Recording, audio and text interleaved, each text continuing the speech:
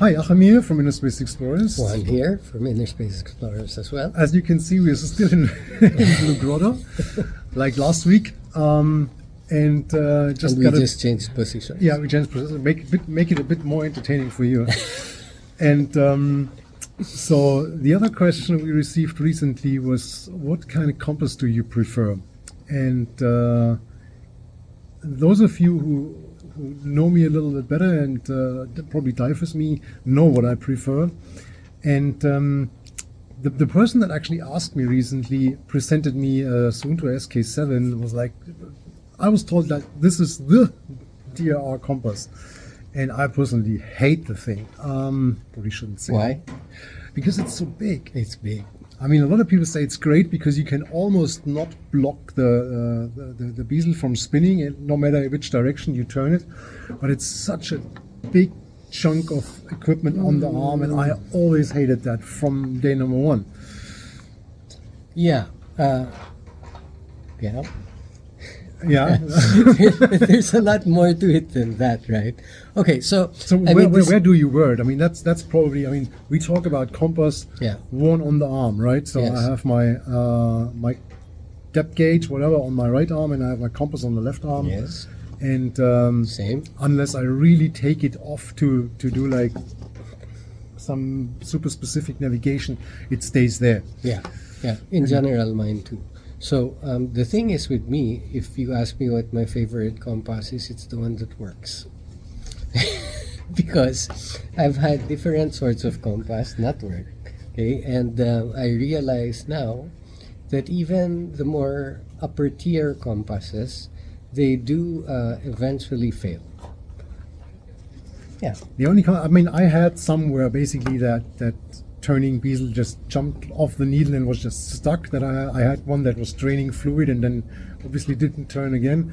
And we had one with a student in a course, and I was like getting completely mad on the student because I set a course and they were swimming the opposite direction. Later on we found out that the compass was pointing towards south instead of towards north. Yes. And the thing was actually that they obviously put that, I mean, there was like glued on the bezel, and it was obviously in the wrong direction, so it was a manufacturer mistake.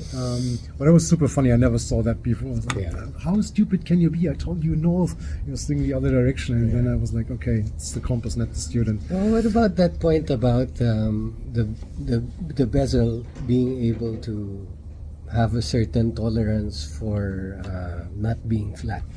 Yeah, I mean, if you take, for example, I mean, I have a navigation board from the military, like the combat swimmers use, and as you guys know, I'm very much into military oxygen rebreathers. So obviously, I have one of these boards, not here, unfortunately, but I will put a picture right here how that looks like. And it's one of these like a half sphere, same like you would have on a boat. And these you can turn in basically every direction, and they don't get stuck. But I mean, we talk about a compass like this. I mean, it's probably nothing you want to have on your arm. Like on a scooter, you could mount one of these. That's not an issue. Yeah. Which, talking about scooters, more modern scooters, we just did a pretty cool cave dive here with Seacraft scooters, which have this electronic navigation system available. So what do you think about these electronic, like there are in a lot of computers that have like an electronic compass in them at the moment? Yeah, perfect, thank you. Thank you, bye-bye. Well, electronics can fail, so you really have to, for me, for analog compasses as well, as we just figured out. Yes, analog compasses as well, they can fail. But the point being is that the failure from electronics, I think, is more likely than the analog compass, right? That's one thing. And the analog compass, typically, you know when it's going to fail. You can see it progressively getting worse. What you don't want to have is a compass that you know is not working as well as it should at the time when you need it the most. That's probably the worst time to realize that you should have maybe gotten another compass. Right? The thing with electronic compasses is, first off, you have to toggle them, right? Yeah, they're a little bit of a pain. I always feel. I have one in the head-up display, and I sometimes use when I'm diving a rebreather. Yeah. And it's just, the thing is horrible. I tried that like 2 times. It just distracts me completely because I have to focus on this thing in my head-up display. But It's probably I'm too old for that, but it's terrible. Hate it. So I mean, like again, you can toggle, and then sometimes you have to calibrate them properly in order to get them as accurate as they can be. Of course, all of these things, whether they're electronic or analog, they're tools, right? They're tools. Yeah. So and they're tools to. Tools can also always fail. So you just have to make sure that what you have is working right. Somebody's showing something that has been ultra reliable for him. Unfortunately, can you still get this? Yeah, you can. So getting back to the point, I mean the question was, what's your most preferred compass? So I can only speak for myself, but I love these. So that's a it's Suunto, but it's SK6, and there's also SK5 available. The SK5 doesn't have the turnable bezel, and